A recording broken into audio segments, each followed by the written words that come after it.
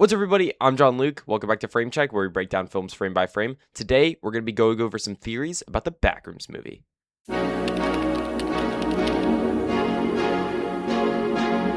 Now, this theory is one that a lot of people immediately shut down.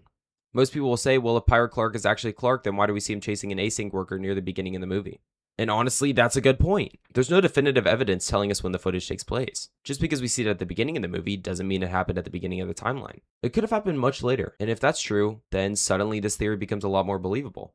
But then that raises two huge questions. How did Clark become that thing? And if Pirate Clark is Clark, then who exactly is Clark sitting at the dinner table? The first question is really hard to answer because honestly, we don't have enough evidence. The movie never shows somebody transforming into a still life, and we don't know enough about how the Backrooms works to explain something like that. But the second question is where things get interesting. Throughout the movie, we're constantly reminded that the Backrooms copies things from the real world. And every time it copies something, it gets worse at copying that same thing over and over and over again. Sometimes the copies are distorted, sometimes they're incomplete, and sometimes they could be surprisingly accurate. So what if Clark sitting at the dinner table isn't the original Clark at all? What if he's simply a very good copy? That would explain how Pirate Clark and normal Clark could seemingly exist at the same time. Another piece of evidence that I find interesting is Pirate Clark's behavior. He's bleeding, he's making strange noises, and at certain moments it almost feels like he's trying to scream for help. That doesn't really match the behavior of the other entities we see throughout the movie.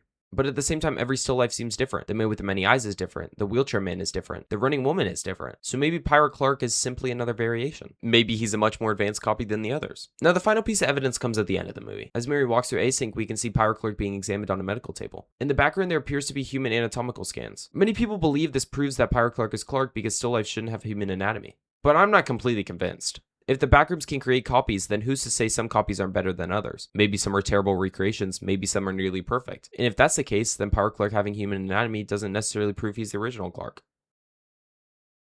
Now, many people are speculating that the Clark we see at the end of the movie isn't actually the same Clark that we see at the beginning, and after watching this movie twice, I actually agree that something strange is going on, but not for the same reasons as most people. First, I want to disprove one of the biggest pieces of evidence that people use for this theory. A lot of people point out that Clark doesn't seem to have any scars on his forehead at the beginning of the movie, but then during the dinner table scene, he suddenly appears to have 2 scars on his forehead. Many people believe that this proves that Clark at the table isn't the original Clark. Personally, I don't think that's the case. Okay, so I was actually wrong here. They weren't for the movie, but he actually does have scars on his forehead. I thought they were forehead veins. That's my bad. I didn't know. But yeah, they're actually permanent scars on his forehead. So they weren't there exactly for the movie, but they are there permanently on his forehead. I don't think the movie was intentionally trying to tell us that this was a different version of Clark. Now, another question people ask is, if that really was Clark, then why would he choke out Mary? And honestly, this question makes a lot more sense. Mary is one of the only people in the movie who genuinely cares about Clark. She's trying to help him, understand him, and eventually she enters the Backrooms looking for him. So why would he knock her out and tie her up? I think the answer is actually pretty simple. The Backrooms drove him insane. We have absolutely no idea how long Clark has been down there. It could have been days, it could have been weeks, it could have been months. Imagine spending all that time in an endless maze while becoming completely obsessed with understanding what it is. Eventually, that's going to break somebody. Throughout the movie, Clark is constantly searching for validation. It feels like his life has done nothing but beat him down. He gets kicked out of his house, he feels isolated from everybody around him, and nobody seems to understand him. Then he finds the Backrooms. For the first time in his life, he finds something that makes him feel important. That's why I think he brings Mary down there. He wants her to understand what he's found. He wants her to embrace the world he's living in just the same way he has. And during the dinner table scene, it almost feels like he's desperately trying to get somebody to tell him that he's right, that he hasn't done anything wrong, that all the sacrifices he's made were worth it. To me, Clark doesn't need a copy for his behavior to make sense. I think it really is him, I just think he's gone completely insane. Now let's move on to what might be the darkest theory of this movie, the wife theory. This theory focuses mainly on the dinner table scene. Besides Clark and Mary, we're introduced to 3 different still lives: the running woman, the man with many eyes, the man in the wheelchair. The theory suggests that these aren't random entities at all. Instead, they're people from Clark's real life who have been recreated by the Backrooms. Starting with the running woman. Many people believe she represents Clark's wife, and honestly, there's some real evidence supporting that. When Clark wants to repeat the role-playing situation, he cuts the hair off from the female still life and places it onto Mary. That's a very strange thing to do. And it almost feels like he's trying to recreate a specific person. And if that's true, then it would make sense for that still life to represent his wife. The theory then goes a step further and suggests that the man with many eyes is Clark's father-in-law. A lot of people support this idea because of how he's represented. He has eyes all over his face, almost if he's constantly watching Clark, judging him, keeping track of everything he does. If he really is Clark's father-in-law, it could suggest there was tension between them long before the events of the movie. But then the theory gets even darker.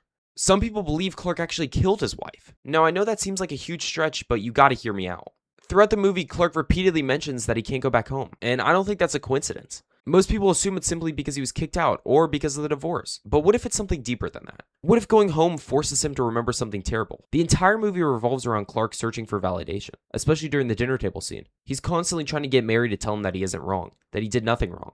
So what if the reason he's so desperate for validation is because he's carrying guilt over something much bigger? If Clark really did kill his wife, it would explain a lot. It would explain why he can't move on from the past. It would explain why he's obsessed with the backrooms. And it would explain why he spends so much of the movie searching for somebody to tell him that he's justified. Another thing that supports this theory is how the running woman reacts when Pirate Clark appears.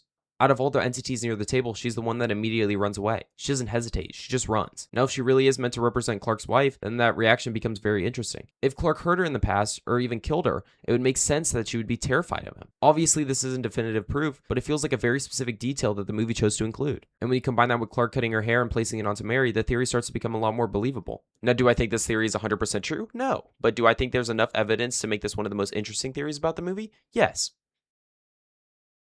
Now, speaking of entities at the dinner table scene, who exactly is the wheelchair entity? At first glance, he doesn't seem to do much but sit there and provide life for the scene. But when you start digging into the details, he might actually have one of the most interesting backstories in the entire movie. We learned during the credits that his name is Archibald Leland Stutter. Now, that's a very strange name, but here's where things get interesting. Archibald, Leland, and Stutter are all names associated with different types of lampshades.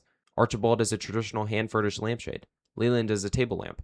And Stutter is a double-faced satin lampshade, which immediately explains why this entity is always associated with lamps and lighting. If you take the first letter of each name, his initials spell ALS. ALS, also known as amyotrophic lateral sclerosis, is a fatal neurodegenerative disease that attacks motor neurons in the brain and spinal cord. Over time, it causes people to lose muscle control and eventually become paralyzed, which would explain why the entity is shown in a wheelchair. Because of this, many people theorize that Archibald Leland Stutter was the original owner of Clark's furniture store before eventually being forced to give it up because of his illness. That would explain why his entire entity revolves around lamps and furniture-related references, and it would explain why the Backrooms chose to recreate him the way it did. Now, like the theories we've discussed, there's no definitive proof, but the hidden detail in his name makes it hard to believe this is all just a coincidence. At the end of the day, that's what I love most about this movie. It doesn't just hand us all the answers. Whether Clark is really Clark, whether Pirate Clark is some twisted version of him, whether the wife theory has any truth behind it, or whether Archibald Leland Stutter really was the former owner of the furniture store. There's just enough evidence to make you think about it without ever fully confirming it. But that's just what I think. Let me know down in the comments which theory you guys believe, and if you guys have any theories of your own, let me know in the comments. I'd love to hear it. If you enjoyed this breakdown, make sure to leave a like and subscribe for more movie reviews, theories, and analysis here on FrameCheck. Thank you so much for watching, and I'll see you in the next episode.